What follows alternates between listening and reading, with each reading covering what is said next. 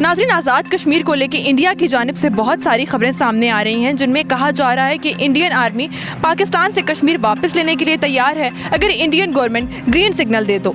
इसके साथ साथ पाकिस्तान के नए आर्मी चीफ आसिम मुनीर, जिन्होंने रिसेंटली कश्मीर का दौरा किया, इन्होंने इंडिया को बराह रास्त ये पैगाम दिया कि इन्होंने अगर कश्मीर को मैली आंख से देखा या कश्मीर पर हमला किया तो पाकिस्तानी फौज भरपूर जवाब देने के लिए तैयार है। इसी पर बात करेंगे पाकिस्तानी अवाम से कि क्या वाकई उनको भी लगता है कि इंडिया और पाकिस्तान के दरमियान जंग होने वाली है। हमारी सिर्फ फौज 13 लाख है, लेकिन हमारे जो नौजवान हैं, हमारी कौम के जो बच्चे हैं, बच्चा लड़ना जानता है, बच्चा जिहाद करना जानता है। पाकिस्तान के जिस तरह के हालात चल रहे हैं, पाकिस्तान की माशरत इतनी खराब हुई है, पाकिस्तान के सियासी हालात नहीं ठीक, तो आपको लगता है कि पाकिस्तान है इस काबिल के जंग कर सके?